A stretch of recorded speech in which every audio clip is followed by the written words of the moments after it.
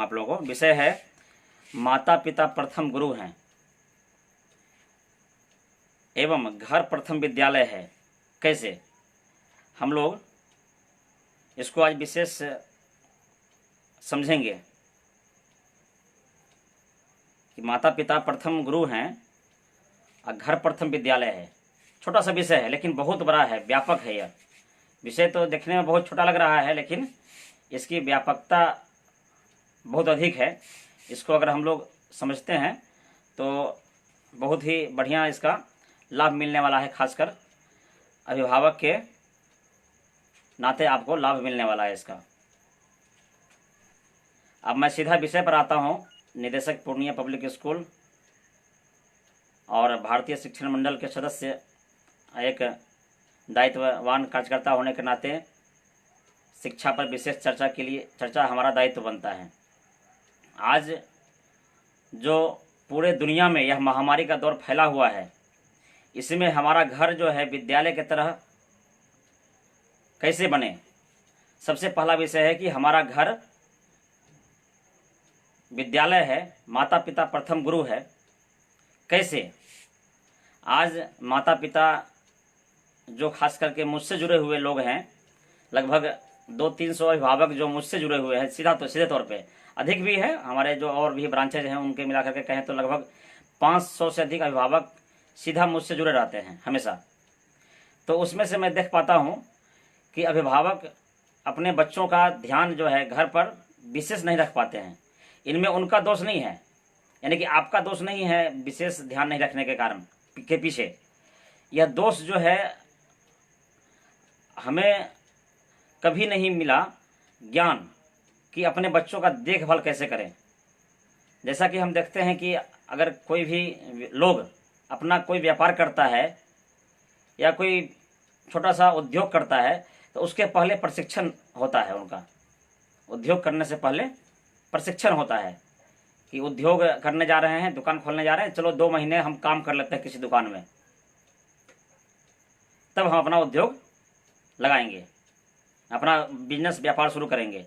या उद्योग लगाना है तो हम प्रशिक्षण ले लेते हैं किसी प्रशिक्षण केंद्र पर या फिर अन्य जगहों पर, उसके बाद हम अपना व्यापार लगाएंगे, अपना उद्योग लगाएंगे।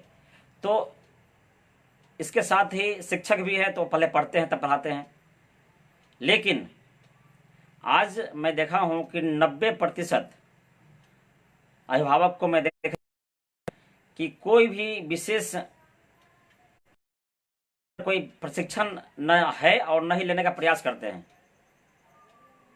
इसका दुष्परिणाम क्या है कि आज आपके बच्चे आपके घर में हैं लेकिन आपको, यानी कि आपके मतलब हुआ कि अभिभावक को, जिनके बच्चा है घर में, उनको इतना तक भी भान नहीं है कि हमें क्या करना चाहिए, बच्चे के भविष्य के लिए क्या करना चाहिए, इतना भी भान नहीं है। हम क्या करेंगे अपने घर में, संस्कार का निर्माण कहाँ होगा, कैसे होगा, कब होगा, क्या करना पड़ेगा, यह सब कुछ भी अगर नहीं है तो लेने का ही प्रयास नहीं करते हैं। हम लोग बारी बारी से कभी कभी जो है विद्यालय में अभिभावक गोष्ठी करते हैं, जिसमें अभिभावक को प्रशिक्षण देने का काम करते हैं कि अभिभावक आए और अपने बच्चों के घर में अपने बच्चों का देखभाल कैसे करें, इसका विशेष जो है बात समझे। क्योंकि हर कुछ का स्पेशलिस्ट होता है। आप किसी व्यवसाय को करते हैं तो उसमें आप स्पेशलिस्ट हैं, उद्योग करते हैं तो आप उसमें स्पेशलिस्ट हैं। तो उसी तरीके से जो हम लोग विद्यालय संचालक हैं तो बच्चों के विकास में क्या क्या बातें विद्यालय की तरफ से होनी चाहिए और क्या बातें अभिभावक की ओर से होनी चाहिए, इसका हम लोग स्पेशलिस्ट अपने आप को समझते हैं और बनाने का प्रयास करते हैं अपने आप को। यह हमारी एक कहें तो अहम नहीं है, यह मेरा कर्तव्य है कि स्पेशलिस्ट जो है, विशेषज्ञ मुझे बनना है, यह मेरा कर्तव्य है। और कर्तव्य का निर्वहन करते हुए हम लोग अपने आप को विशेषज्ञ बनाने का प्रयास करते हैं कि बच्चे का जो एजुकेशन है वह सिर्फ घर विद्यालय पर ही डिपेंड नहीं हो। क्योंकि विद्यालय में बच्चे मात्र 5 से 6 घंटे रहते हैं। जो बच्चे छात्रावास में रहते हैं उनकी बात मैं कर रहा हूँ। जो छात्रावास में है तो उनका पूरा दायित्व हमारे ऊपर है और हम लोग उसका निर्वहन भी करते हैं। लेकिन जो बच्चे घर में रहते हैं तो उन बच्चों का जो है दायित्व जो है क्या होता है, उनके अभिभावक का होता है कि अभिभावक जो है उन पे कितना ध्यान रखें। क्योंकि जब घर में 17-18 घंटा बीत रहा है तो घर का माहौल भी विद्यालय की तरह होना बहुत अनिवार्य है। अगर घर का माहौल विद्यालय की तरह नहीं होगा तो फिर विद्यार्थी का, उस बच्चे का विकास नहीं हो पाएगा जो होना चाहिए। इसलिए आज जो विषय है, इस विषय को बहुत ही गंभीरता से लेना होगा। अगर आज के विषय को गंभीरता से नहीं लेते हैं तो हम अपने बच्चे के भविष्य को बर्बाद करने में लगे हुए हैं। क्योंकि आज जो है 24 घंटा हम घर में हैं, अपने बच्चों के साथ हैं। अभी बच्चे विद्यालय भी नहीं जा रहे हैं, तो आज के समय में और भी आवश्यकता बढ़ रही है अपने बच्चों के प्रति विशेष ध्यान देने का। अब है कि सभी अभिभावक मन में यह सोच रहे होंगे कि हम बच्चों पे ध्यान दे तो दे कैसे, आखिर अपने बच्चों पर ध्यान दें तो दे कैसे, आखिर क्या करना है घर में, मुझे इसकी जानकारी नहीं है। तो मैं जो पिछला जो वाक्य बोल रहा था कि किसी भी व्यवसाय के लिए, बिजनेस के लिए या उद्योग धंधा के लिए जो प्रशिक्षण होता है, वो प्रशिक्षण 90% अभिभावक के पास नहीं है। सिर्फ जो है हम लोग एक शादी यानी कि परिणय सूत्र में बढ़ जाते हैं और पिता बन जाते हैं और कोई प्रशिक्षण नहीं होता है। मतलब एक शादी का जो एक फॉर्मेलिटी होता है, एक जो हमारे समाज का जो एक फॉर्मेलिटी, उसको नहीं कह सकते हैं, ये एक विधि विधान है। उसमें जो है दो व्यक्ति पति पत्नी मिले और पिता बन गए, बस इतना ही मतलब रखा गया है इसका, इससे अधिक मतलब नहीं रखा गया है। लेकिन इस मतलब को आज समझना पड़ेगा। अगर नहीं है तो कम से कम जब आपके बच्चे विद्यालय में पढ़ते हों तो आप अवश्य ही विद्यालय से जुड़िए और विद्यालय से जुड़कर हम लोगों के जो विचार, हम लोगों के जो अनुभव है उसको लीजिए कि कैसे अपने बच्चों का देखभाल घर में किया जाए। अब बात रह जाती है कि घर में क्या करें। आप जो है पहला जो विषय है कि घर विद्यालय है, तो घर विद्यालय है तो माता पिता प्रथम गुरु भी हैं, और गुरु सिर्फ बोलने से नहीं होगा, कहावत से नहीं होगा, प्रथम गुरु बनना भी पड़ेगा। अब घर विद्यालय कैसे बनेगा? घर में महापुरुषों की फोटो लगाएं, घर में एक पढ़ाई का माहौल बनाएं, घर में जो भी लोग रहते हैं सभी लोगों के अंदर जो है एक बात विचार व्यवहार का जो एक तरीका होना चाहिए, वह उसमें यह सम्मानित होना चाहिए कि आपके व्यवहार, आपके विचार, आपके जो भी क्रियाकलाप है उसको आपके बच्चे सीख रहे हैं। यह दिमाग में हमेशा नोट करके रखना पड़ेगा कि हमारा जो भी विचार है, जो भी व्यवहार है, जो भी कर रहे हैं, जो भी क्रियाकलाप कर रहे हैं, वह सब बच्चे सीख रहे हैं। आज से हजारों वर्ष पहले गुरुकुल में ही पूर्णतः शिक्षा होती थी। 1000 वर्ष तो छोड़ दीजिए, 200-300 वर्ष पहले भी हमारे देश में गुरुकुल थी, और आज भी गुरुकुल है जहां पर शिक्षा होती है। वहां पर कोई क्लास नहीं होता है, क्लास 1, 2, 3, 4, 5 जो हम लोग पढ़ते हैं, ये क्लास नहीं होता है। वहां पर बिल्कुल बच्चों को उस माहौल में छोड़ दिया जाता है। अब बच्चे माहौल को देखकर सीखते हैं। आप अपने बच्चे के बारे में सोचिए कि आप अपने बच्चों को कितना शब्द सिखाए होंगे। मुश्किल से मुश्किल 100 शब्द सिखाए होंगे।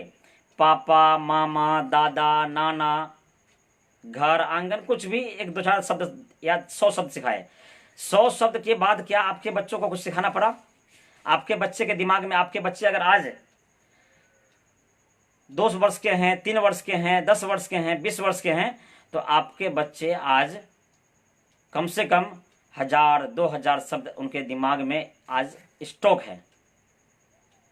कैसे स्टॉक है? आप कब सिखाए उसको? सिखाए आपने, सिखाया या नहीं सिखाया? उसके बाद बच्चे उस माहौल को देख करके, सुन करके, समझ करके सीख गया। अगर आपके घर में महापुरुषों की जीवनी की चर्चा हो, आपके घरों में अगर महापुरुषों के फोटो रहे, तो बच्चे अवश्य उसको देखेंगे और पूछेंगे कि यह कौन है। तो आप उनको कहेंगे, बाबू यह जो है ये सरदार वल्लभ भाई पटेल हैं, ये विवेकानंद है, ये जो है डॉक्टर कलाम है, ये शास्त्री जी हैं।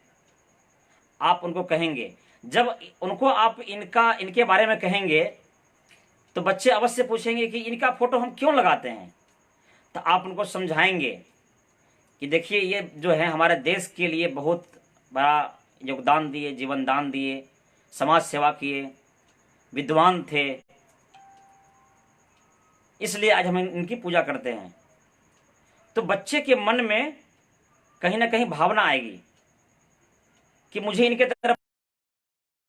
क्या होता है कि अपने घरों में जो है, मैं जब अभिभावक के घर पर जब घूमता हूँ, विजिट करता हूँ, तो 90 अभिभावक के घरों में फोटो मिलता है सलमान खान, शाहरुख खान, दीपिका पादुकोण। अब जब आपके घरों में हीरो हीरोइन की फोटो मिलेंगे तो आपके बच्चे कैसे भगवान की तरह बन जाएंगे। यह सोचने वाली बात है कि आपके घरों में जब हीरो हीरोइन की फोटो जब मिलेंगे तो आपके बच्चे कैसे सलमान खान, कैसे जो है विवेकानंद की तरह बनेंगे, डॉक्टर कलाम की तरह बनेंगे, जी की तरह बनेंगे। आपके बच्चे कैसे महात्मा गांधी की तरह बनेंगे। आपके घरों में महात्मा गांधी का फोटो है ही नहीं, महात्मा गांधी की चर्चा होती ही नहीं है, आपके घरों में उनका चित्र है ही नहीं, आप उनके बारे में जानते ही नहीं हैं। मुझे याद है जब मैं छोटा था तो दादाजी हमें कहानियाँ सुनाया करते थे। उन कहानियों से बहुत शिक्षा मिलती थी और उसे ग्रहण करके हम अपने जीवन में भी थे। लेकिन आज यह बंद हो गया। हर घर में टीवी है, हर घर में छोड़ दीजिए, हर कमरे में टीवी है, बेडरूम में टीवी है। तो अपने घरों को हम सिनेमा हॉल बना दिए हैं, अपने घरों को हम जो है बिल्कुल कवारा घर बना दिए हैं। अपने घरों को विद्यालय की तरह सजाएं। जैसे विद्यालयों में हम लोग अल्फ़ाबेट क ख ग घ 1 2 3 इस तरह से फोटो लगा के रखते हैं, महापुरुषों का फोटो रखते हैं। तो उसको रखने का मतलब होता है कि बच्चे इसको देखकर सीखते हैं, सीखने का प्रयास करते हैं, पूछते हैं हम लोगों से कि सर ये कौन है। शिक्षक दिवस आता है, हम लोग शिक्षक दिवस मनाते हैं, विभिन्न तरह का जो है कार्यक्रम विद्यालयों में मनाया जाता है। उसके माध्यम से बच्चों को महापुरुषों के जीवनी के बारे में, महापुरुषों के बारे में पढ़ाया जाता है, समझाया जाता है। जब उसको समझते हैं, सुनते हैं, तो बच्चे उसको अपने ऊपर उतारने का प्रयास करते हैं। लेकिन कितना देर, मात्र 4 से 5 घंटा। जब घर में जाते हैं ये बच्चे तो वहाँ पे क्या देखते हैं कि टीवी लगा हुआ है, वहाँ क्या देखते हैं सिनेमा लगा हुआ है, वहाँ क्या देखते हैं हीरो हीरोइन का फोटो है, वहाँ क्या देखते हैं माता पिता एक दूसरे के बारे में, अपने फैमिली के आस पड़ोस के बारे में कुछ सोच रहे हैं कि उनका कितना प्रोग्रेस हो गया, उनका मकान बन गया, घर बन गया, मेरा भी ये बनना है, वो बनना है। मतलब स्वार्थ सिद्धि की बातें सोचते रहते हैं, बोलते रहते हैं। बहुत घरों में तो माता पिता आपस में झगड़ते भी रहते हैं। बहुत घरों में तो माता पिता को देखा जाता है कि अपने जो है अपने माता पिता का, उसके बच्चे के माता पिता वो अपने माता पिता का अनादर कर रहे हैं। यानी कि बच्चे के दादा दादी का कमरा बहुत दूर में है, जहाँ पे कि दूर से खाना परोस दिया जाता है। तो बच्चे उसको सीख रहे हैं और सीखने के बाद उन्हीं बातों को लेकर दिमाग में नोट कर लेते हैं, लोड कर लेते हैं कि जब पिताजी जो काम कर रहे हैं इसका मतलब अच्छा काम है। पिताजी टीवी देख रहे हैं तो अच्छा काम है, तो मुझे भी टीवी देखना है। पिताजी अपने पिताजी का सेवा नहीं कर रहे हैं तो मुझे भी अपने पिताजी का सेवा नहीं करना है। उस उम्र में माता पिता लड़ रहे हैं तो हम भी भाई बहन में लड़ना है। हमारा घर सफाई नहीं है तो हम भी, मतलब विभिन्न तरह का जो घर में क्रियाकलाप होता है उसको बच्चे सीखते हैं। अगर हमारा घर का जो एक सजावट है, महापुरुषों के फोटो से सजावट हो जाए, महापुरुषों के जीवनी की चर्चा होने लगे घर में, और घर का माहौल बिल्कुल शांत हो, सुंदर हो, घरों में चर्चा हो, बूढ़े बुजुर्ग की सेवा हो, जिस भी भगवान की पूजा कर रहे हैं, जिस भी ईश्वर को मान रहे हैं, जिस भी किन्हीं महापुरुष की पूजा कर रहे हैं, तो उनके बारे में पूर्ण जानकारी हो, उनको बताया जाए कि इनकी पूजा आखिर क्यों करते हैं।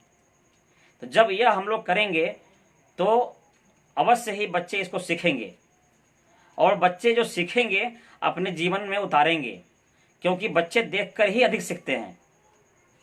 बच्चे जितना पढ़कर और पढ़ाकर नहीं सीखते हैं, उससे अधिक देख और खुद के अंदर से ज्ञान है ना। ज्ञान के बारे में कहा गया है कि ज्ञान जो है बाहर से ठूसने की चीज नहीं है।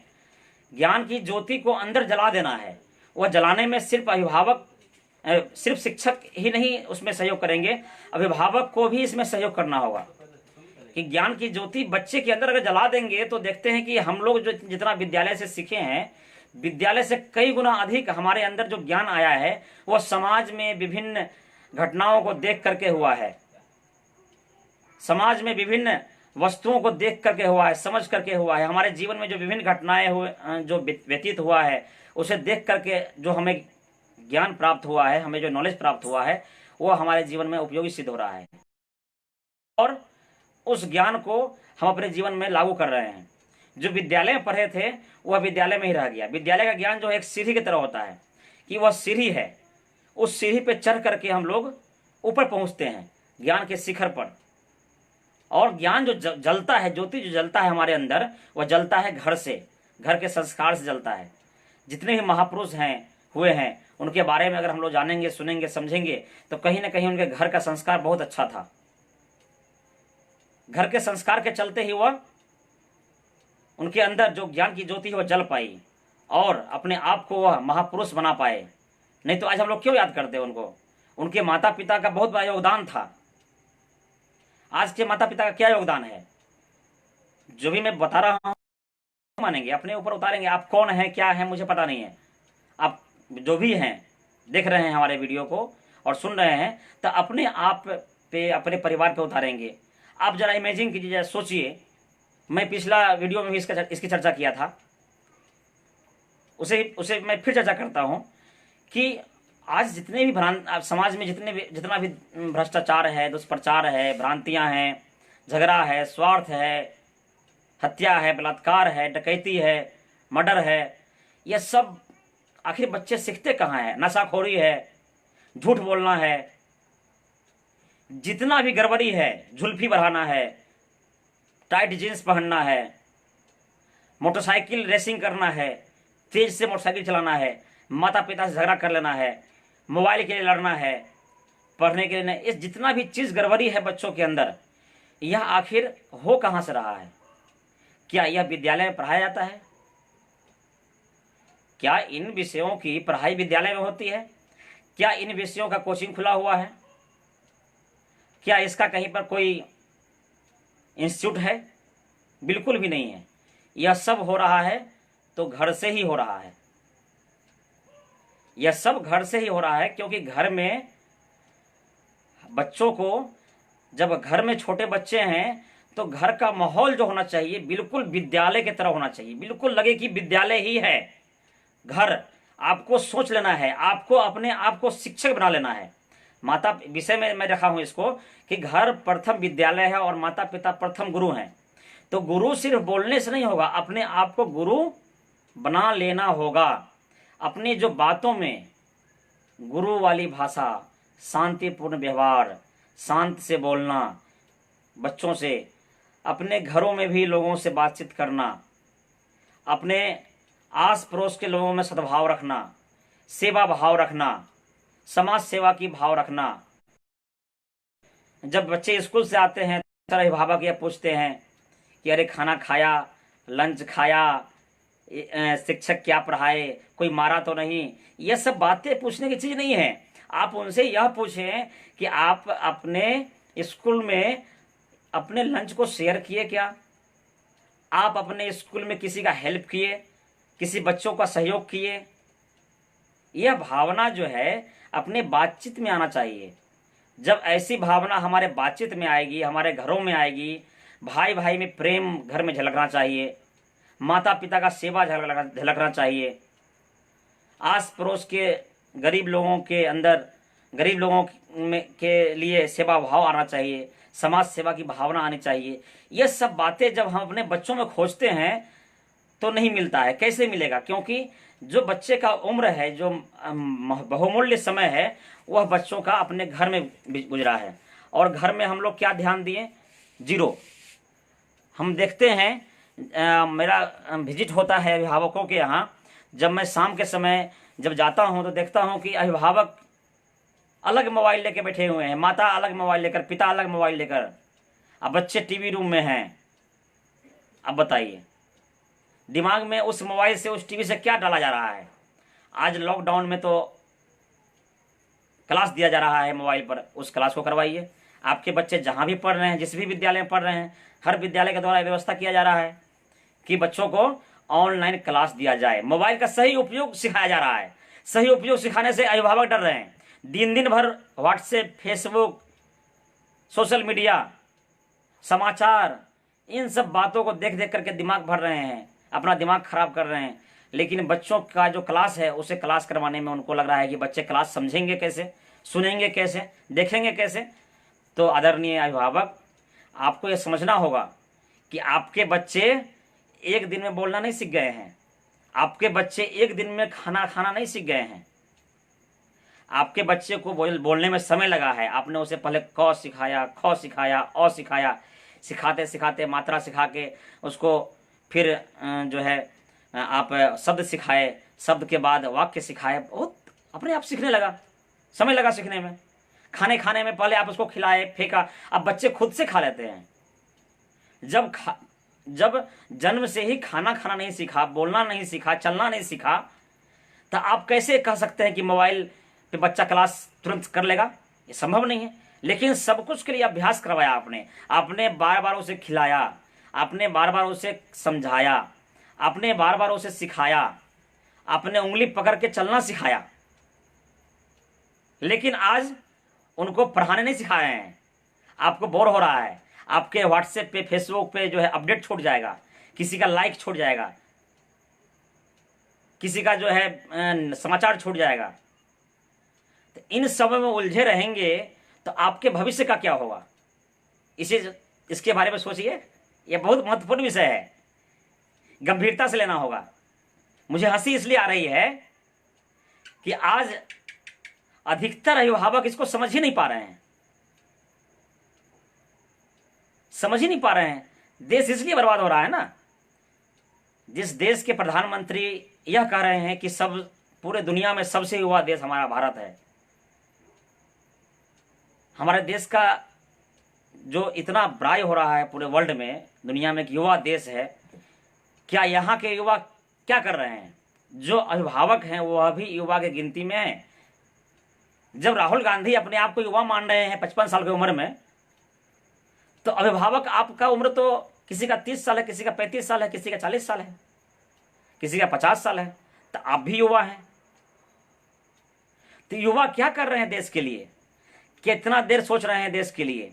जरा कल्पना कीजिए कि आज से 70 वर्ष पहले, 100 वर्ष पहले, 150 वर्ष पहले हमारे स्वतंत्रता सेनानियों ने कुर्बानी नहीं दी होती, देश के बारे में नहीं सोचा होता, तो आज हम लोग अंग्रेजों का गुलाम हुआ करते। अंग्रेज के यहाँ हम लोग नौकरी किया करते, अंग्रेज का चाकरी किया करते, जैसे हमारे पूर्वजों ने किया है। लेकिन उन्हीं पूर्वजों में से कुछ पूर्वज देश के बारे में सोचे, देश के बारे में समझे और देश की सेवा की, देश के लिए बलिदान दिया, कुर्बानी दी। किन्हीं सेनानी ने अपना जान दिया, किन्हीं ने लेखन के द्वारा, भाषण के द्वारा, किसी ने तन से, किसी ने मन से, किसी ने धन से, हर तरीके से सब लोग मिलकर सहयोग किए तो देश आज़ाद हो गया। हम लोग भूल गए उस आज़ादी को, और आज इतना भूल गए हैं कि इतना खो गए हैं कि पता ही नहीं है कि हमारा देश क्या था, कितना गुलाम था। आज जितना आज़ादी से हम लोग रह रहे हैं अपने घरों में, रोड है, सड़क है, अपनी सब कुछ है, अपना कानून है, संविधान है, सबको भूल गए हैं। इतनी आज़ादी हो गई है कि हम अपने बच्चे को छोड़ देते हैं, जाओ खेलो, जहां जाना है, जिसके साथ में जाना है जाओ, लड़का हो लड़की हो, जो करना है करो, जैसा कपड़ा पहनना है पहनो। मैं यह कह रहा था कि अपने बच्चों का जो पहनावा ओढ़ावा है, अपने बच्चों का जो संस्कार है, उसमें इतनी आज़ादी हम लोग दे दिए हैं कि उसे पता ही नहीं चलता है कि हमें क्या सीखना चाहिए, हमारे लिए देश दुनिया समाज के लिए क्या दायित्व है, यह भी हम लोग छोड़ दिए हैं। मैं यह बताना चाह रहा था आप लोगों को कि आज जो हम लोग इतनी आज़ादी से रह रहे हैं, सब कुछ कर रहे हैं, कितनी बलिदानियों के जो बलिदान के चलते हम लोग इतनी आज़ादी से रह रहे हैं, और हम लोग इसको भोग रहे हैं, आज़ादी को कहें तो भोग रहे हैं। लेकिन हमें यह नहीं भूलना चाहिए कि अगर हम लोग इस तरह आज़ादी को भोगते रहेंगे तो पता नहीं कितना जल्द हमारा देश फिर से गुलाम हो जाएगा, क्योंकि विदेशियों का षड्यंत्र चल रहा है, विदेशियों का षड्यंत्र चल रहा है हमारे देश को गुलाम करने का। अंग्रेजों का षड्यंत्र अभी भी बंद नहीं हुआ है। आज कोरोना जैसा महामारी यह विदेशी का ही षड्यंत्र कह सकते हैं। तो अभिभावक से अनुरोध है कि आज के विषय के अनुसार आप अपने घर को विद्यालय की तरह बनाएं, अपने घर को विद्यालय की तरह बनाएं। कैसे बनाएं? तो अपने घरों में महापुरुषों की जीवनी को पढ़ें, अपने महापुरुषों के जीवनी, महापुरुषों का फोटो लगाएं, उनके बारे में चर्चा हो। घर के आसपास का माहौल इतना सुंदर बनाएं कि आप यह समझें कि मेरा जो घर के आसपास में 4 घर है या मेरा घर आंगन है, हमारे बच्चे वहीं खेलने जाते हैं। तो आसपास में कोई बच्चे अगर नहीं पढ़ रहे हैं तो उनकी पढ़ाई की भी व्यवस्था करें। घर के माहौल को बिल्कुल स्वच्छ, साफ सुथरा और संस्कारमय रखें। घर में रोजाना धार्मिक अध्ययन हो। आप जिस भी धर्म को मान रहे हैं उस धर्म का अध्ययन हो, उस धर्म की चर्चा हो, क्योंकि संस्कार धर्म में है। आपको याद होना चाहिए कि जब हमारे देश में शिक्षा के साथ में धर्म जुड़ा हुआ था, तब तक हमारे देश का शिक्षा व्यवस्था बहुत सुंदर था। हमारे देश में वृद्धाश्रम नहीं था, वृद्ध के लिए आश्रम नहीं था। लेकिन जब से हमारे देश में विदेशी शिक्षा नीति लागू हो गई, जब से हमारे देश में अभिभावक मोबाइल टीवी से प्रेम करना शुरू कर दिए, तब से हमारे देश में वृद्धाश्रम भी खुलना शुरू हो गया। आपके बच्चे यह देखते हैं कि आप अपने माता पिता को एक छोटा सा रूम में दे दिए हैं, बंद कर दिए हैं, उनको खाना पीना वही पहुंचा देते हैं।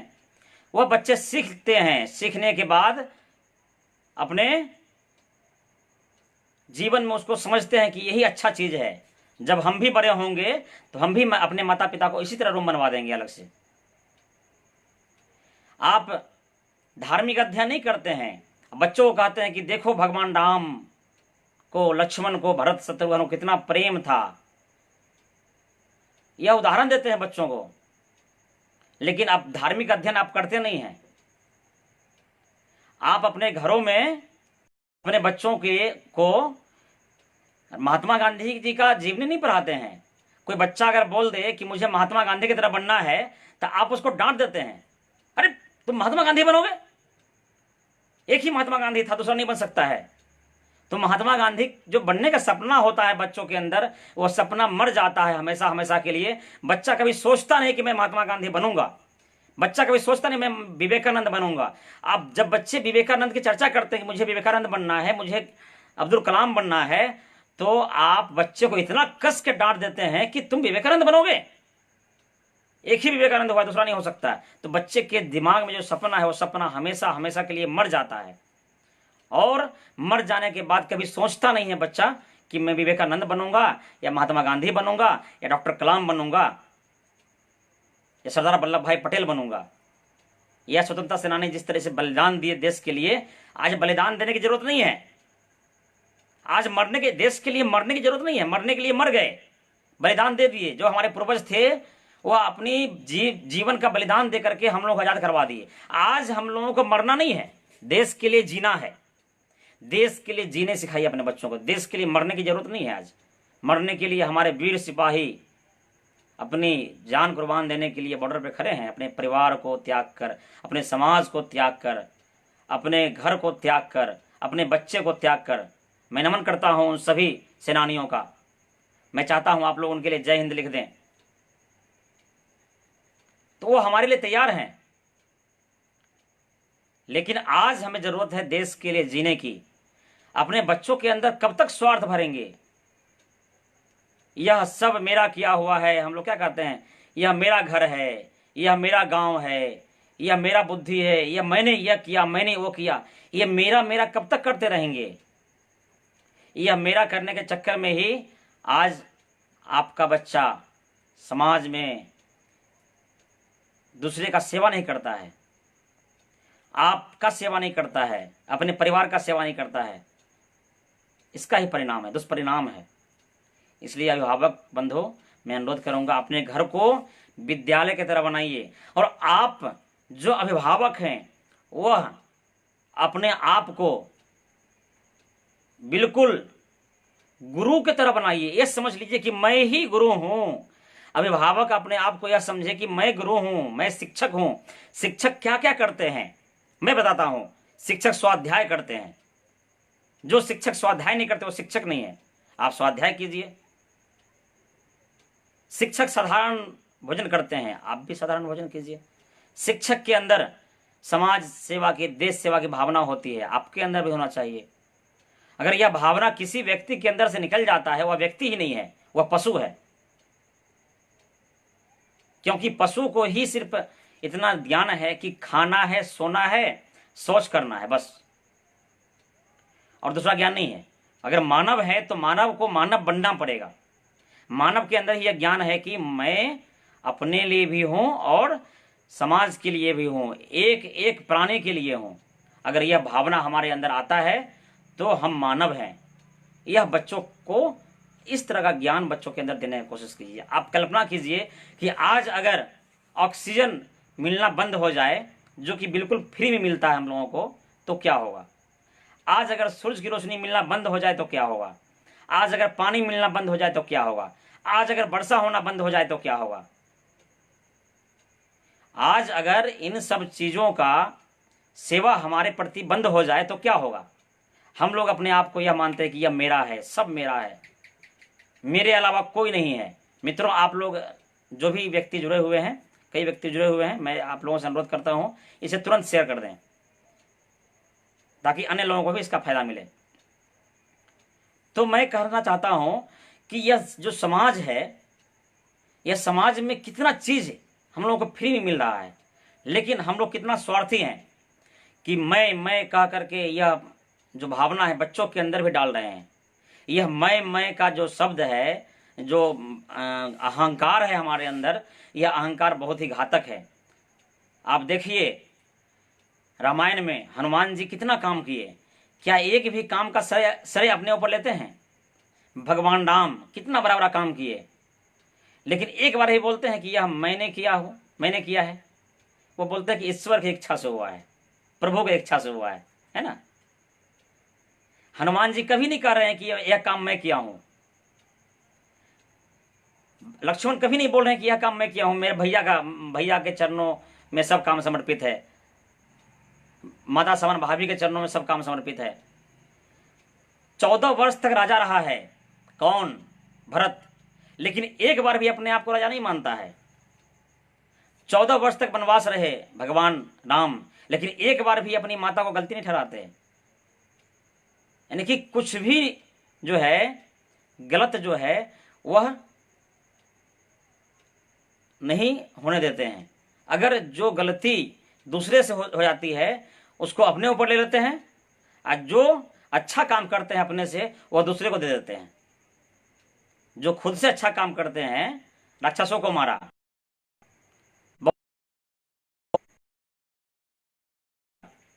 लेकिन अपने ऊपर श्रेय नहीं लिया, यह तो भगवान की इच्छा थी, हो गई।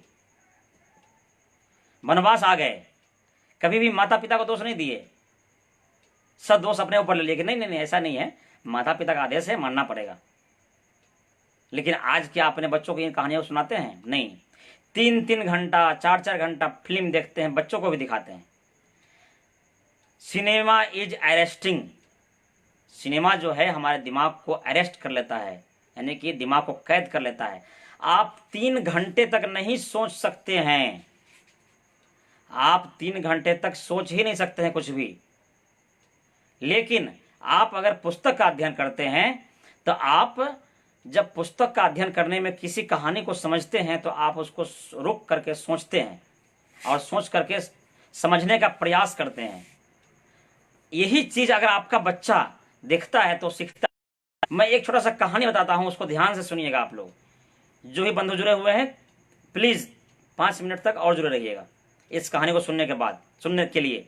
ऐसे तो मेरा वक्तव्य अभी चलेगा, लेकिन इस कहानी को सुनिए, 2-3 मिनट लगेगा सुनने में। एक अंधी माता अपनी बेटी को लेकर के ट्रेन में सफर कर रही थी, यात्रा कर रही थी। एक जो है अंधी, मतलब उनका आंख में रोशनी नहीं था, सफर कर रही थी। और सफर करने के क्रम में वह जो है अपने बैग में किताब रखी हुई थी। उस किताब को वह उल्टा उल्टा के, जिस तरीके से हम लोग किताब पढ़ते हैं ना, उस तरह से उल्टा के वह देख रही थी। इस बात को कोई नहीं गौर किया, लेकिन उसके साथ में जो 2 वर्ष की बेटी थी, वह बेटी भी किताब को पढ़ रही थी। और उसके आसपास के सीट पर बहुत से अच्छे अच्छे लोग बैठे हुए थे जो मोबाइल चला रहे थे। उनके बच्चे मोबाइल को लेकर गेम खेल रहे थे। सभी मग्न थे, व्यस्त थे। कोई गेम खेलने में व्यस्त था तो कोई सिनेमा देखने में व्यस्त था। लेकिन जब लगातार 2-3 घंटों तक बच्चा पढ़ाई ही करता रह गया, कुछ ना कुछ पढ़ाई ही कर रहा था, जो भी उसको आ रहा था वह पढ़ रहा था, गलत हो या सही हो, तो सभी लोग आश्चर्यचकित हो गए और उससे पूछते हैं कि बहन, आप इतना अच्छा करिश्मा कैसे कर दिए? हमारे बच्चे तो गेम खेलते हैं, मोबाइल से दूर नहीं होते हैं, आपके बच्चे किताब पढ़ रहे हैं, यह कैसे हो गया? तो सुनिएगा, है ना, यह बहुत ही महत्वपूर्ण बात है।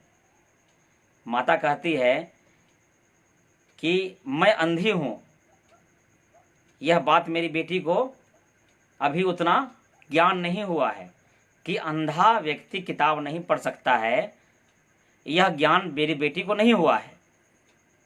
लेकिन मुझे जो किताब लिए हुई देखती है मेरी बेटी, और वह सोचती है कि मेरी माँ किताब पढ़ रही है, तो यह अच्छा काम है, यह करना चाहिए, इसलिए मेरी बेटी भी किताब पढ़ रही है। देखिए यह कितना महत्वपूर्ण बात है कि जब एक अंधी माँ अपनी बेटी के लिए किताब पढ़ रही है, जबकि वो किताब पढ़ नहीं सकती है, लेकिन उल्टा उल्टा के वह दिखा रही है, समझा रही है कि नहीं किताब पढ़ना अच्छी बात है, कुछ नहीं बोल रही है, उसको कह रही है किताब पढ़ो, लेकिन किताब को उलट पलट रही है। बेटी को लग रहा है कि नहीं किताब पढ़ना अच्छा है। तो जब आप घर में हमेशा मोबाइल लेकर आते हैं तो आपके बच्चे क्यों नहीं मोबाइल मांगेंगे? आप अपने बच्चे को क्यों मारते हैं मोबाइल के लिए? आप अत्याचारी पिता हैं, आप निरंकुश पिता हैं। अगर आप अपने बच्चों को मोबाइल के लिए मारते हैं तो आप आज से ही, अभी से ही मोबाइल को त्याग दीजिए। सिर्फ बात करने के समय मोबाइल का प्रयोग करेंगे। बच्चों का जब वीडियो क्लास होगा तभी मोबाइल का प्रयोग होगा। बच्चे जब पढ़ाई करेंगे मोबाइल से तभी मोबाइल का प्रयोग करेंगे, अन्यथा मोबाइल का प्रयोग नहीं होगा। अगर प्रयोग होगा तो रामायण देखने के लिए होगा, गीता देखने के लिए होगा, महाभारत देखने के लिए होगा, सिनेमा देखने के लिए नहीं होगा, न्यूज देख करके दिमाग खराब करने के लिए नहीं होगा। तो उस मां के देखने के बाद बच्चा किताब पढ़ने लगता है, तो हमारे बच्चे क्यों नहीं पढ़ेंगे किताब जब हम भी किताब पढ़ना शुरू कर दें? आज का विषय पे फिर आप समझिए कि माता पिता प्रथम गुरु कब बनेंगे? जब माता पिता गुरु की तरह बनेंगे। गुरु क्या होते हैं? हम जब विद्यालय में होते हैं बच्चों के सामने, तो मोबाइल को अपने ऑफिस में रखते हैं। शिक्षक से भी कहते हैं कि जब भी मोबाइल का अगर विशेष आवश्यकता हो तभी मोबाइल का प्रयोग करें, अन्यथा मोबाइल का कोई भी उपयोग ना करें। हमेशा बच्चों के सामने हम लोग पुस्तक ही पढ़ते हैं, पुस्तक ही पढ़ाते हैं, पुस्तक के साथ में रहते हैं, डायरी लेके ही रहते हैं। तो बच्चे समझते हैं कि शिक्षक, लेकिन कितने देर समझते हैं? 6 घंटा ही विद्यालय में रहते हैं, बाकी 18 घंटा आपके साथ रहते हैं बच्चे। इसलिए सबसे बड़ा गुरु आपको बनना होगा। शिक्षक जो है बड़ा गुरु नहीं है। माता पिता से बड़ा गुरु शिक्षक नहीं हो सकते हैं, कदापि नहीं हो सकते। संस्कार आपको सिखाना होगा, घर का संस्कार आपको सिखाना होगा, बड़े से कैसे व्यवहार करेंगे आपको करना होगा, धार्मिक अध्ययन करना होगा, विभिन्न तरह का पुस्तक पढ़ना होगा। बच्चों के लिए बहुत सारे ज्ञान है मोबाइल में, उसे देखना होगा, बच्चों को समझाना होगा। अगर आप अपने मोबाइल पर अच्छी चीज़ें अगर देख रहे हैं तो बच्चे को दिखाइए कि देखिए मोबाइल पर यही देख सकते हैं, अन्यथा मोबाइल का यूज सिर्फ फ़ोन करने का समय कीजिए, नहीं तो उसको समेट कर रख दीजिए। सब कुछ के उपयोग का एक समय सीमा है, उस समय सीमा के तहत ही उपयोग कीजिए। यह मेरा अनुरोध है, रिक्वेस्ट है आप लोगों से। अब बात आ गई, एक और छोटी सी कहानी मैं बताता हूँ। मधेपुरा की कहानी है, आप लोग उसको सुनिएगा। मधेपुरा में हमारे जो मित्र हैं, बहुत जो ग्वाला मित्र बंधु हैं रहते हैं, उसमें से एक हमारे अंकल जी थे जो कुछ भी नहीं पढ़ते थे, कुछ भी नहीं जानते थे, लेकिन उनके जो दोनों बच्चे एक बहुत अच्छे ऑफिसर बन गए। जब उनसे मीडिया वाले पूछते हैं कि आपके बच्चे इतना अच्छा ऑफिसर कैसे बन गया, जबकि आपको कुछ ज्ञान नहीं है। देखिए कि हमको ये सब कुछ ज्ञान नहीं है, लेकिन हम जो है जब भैंस चरा कर आते थे तो भैंस चरा कर आने के बाद लाठी लेकर बैठते थे और अपने बच्चे से कहते थे कि तुम जो आज स्कूल से पढ़ के आए हो उसको सुनाओ। तो बच्चे को लगता था कि अरे वाह, पिताजी सुन रहे हैं, पिताजी तो छोड़ेंगे नहीं, है ना। और जब बच्चे सुनाते थे तो बीच बीच में हम उसको टोकते थे, अरे अरे क्या बोला रे, फिर से बोलो फिर से बोलो। मतलब यह है कि हम पढ़े लिखे नहीं थे, फिर भी बच्चे को यह कभी भी आभास नहीं हुआ कि हम पढ़े लिखे नहीं हैं। आज तो अभिभावक यह कहते हैं कि मुझे तो पढ़ाई समझ में ही नहीं आता है, हम क्या बच्चे को पढ़ाएंगे, क्या समझाएंगे। ट्यूशन टीचर रख लेते हैं, ट्यूशन टीचर को तो समझ में नहीं आता है तो वह अलग अलग विषय को पढ़ा कर रख देते हैं। जो ट्यूशन टीचर किसी विद्यालय में नहीं पढ़ा रहे हैं उसको क्या समझ में आएगा कि क्या सब्जेक्ट चल रहा है, क्या सिलेबस है। तो क्या करते हैं, कुछ भी विषय उठा के रख दिए, जो बच्चे का दिमाग को डाइवर्ट कर देता है। ट्यूशन तो भूल से भी नहीं पढ़ाना चाहिए, यह मेरा ओपिनियन है। आप खुद शिक्षक बनिए, आप ट्यूशन टीचर बनिए अपने बच्चे का, तब आपके बच्चे का विकास जितना आप चाहते हैं उतना होगा, और नहीं बनेंगे तो कदापि संभव नहीं है। इसलिए आप एक शिक्षक बने, अपने घर को विद्यालय की तरह बनाएं। आपके घर जब विद्यालय की तरह बन जाएंगे, जब आपके बच्चे, होने वाले बच्चे, जो बच्चे आपके अभी हैं, किसी ऐसे अभिभावक के बच्चे जो होने वाले हैं, तो उनके लिए भी बहुत एजुकेशन मिलेगा। अगर आपके बच्चे होने वाले हैं तो आप अपने बच्चे के माँ को गीता पढ़वाइए, रामायण पढ़वाइए। आप अपने बच्चे के माँ को महापुरुषों की जीवनी को पढ़ने के लिए कहिए। घर के माहौल को शांतिपूर्ण बना कर रखिए, अच्छी अच्छी बातें कीजिए, अच्छी अच्छी कहानियाँ सुनाइए। सब 4 महीने के गर्भावस्था से बच्चे का ज्ञान शुरू हो जाता है और वह सब ज्ञान स्टॉक रहता है। इसका कई उदाहरण हमारे देश में है, हमारे समाज में है, हमारे वेद पुराणों में है, हमारे संस्कारों में है। यहीं से शिक्षा शुरू होती है। इसको आप लोग कीजिए। और अब समय समाप्त हो रहा है, इसलिए मैं आप लोगों से अनुरोध करूंगा कि आप लोग अपने बच्चों का विशेष ध्यान रखें।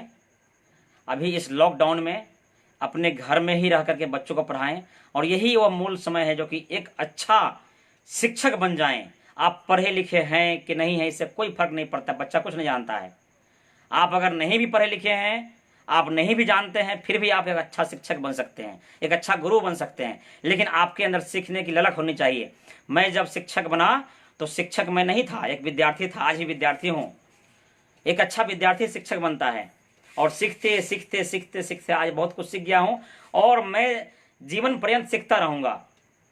आज गीता अध्ययन का दूसरा दिन समाप्त हो गया मेरा, दूसरा बार, यानी कि पहला बार मैं गीता पढ़ लिया, दूसरा बार भी आज समाप्त हो गया, तीसरा बार फिर कल पढ़ूंगा, कल से शुरू करूंगा। यानी कि 3 बार मुझे पढ़ना है, और 3 बार पढ़ने के बाद उसको नोट करना है, अपने जीवन में उतारने का प्रयास करना है। यही वो समय है। मुझे शौक रह गया था कि मैं उर्दू सीखूंगा, अभी मैं उर्दू सीख रहा हूँ। बच्चों का जो आज समय बीत रहा है घर में, उन बच्चों का कोरोना से बचाव के लिए कुछ कह दें तो कोरोना से बचाव के लिए मैं कहूँगा, अपने बच्चों का जो है ध्यान रखें। अपने बच्चों से कहें कि रोज़ नहाए। घर में एक नियम बना दें कि बिना नहाए हुए भोजन नहीं होना चाहिए, बिना स्नान किए हुए भोजन कोई नहीं खाए। घर में एक नियम बना दें। कोरोना से बचने का सबसे पहला ये उपाय है। हर सप्ताह अपने घर को क्वारंटाइन करें, अपने बच्चों को हाथ धोने का आदत बनवाएं, डलवाएं कि आपके बच्चे हाथ धोए, बिना हाथ धोए हुए खाना नहीं खाए, तो रहने का आदत डलवाएं। और जो बच्चे हैं उनसे मैं कहूँगा, बच्चों आप अभी थोड़ा संयम से खेल कूद करें, अपने दरवाजे पर, अपने घरों में ही खेलें, अपने छतों पर ही खेलें, अन्यथा किसी घरों में अन्य पड़ोसियों के यहाँ खेलने मत जाएं। अभी जो सरकार का निर्देश है उसका पालन करें और अपने पिताजी माताजी के साथ रहें, माता पिता के बात को माने, माता पिता का सेवा करें। आप लोगों को बहुत बहुत धन्यवाद जुड़ने के लिए। आप लोग जुड़े और आप लोगों ने उत्साहवर्धन किया।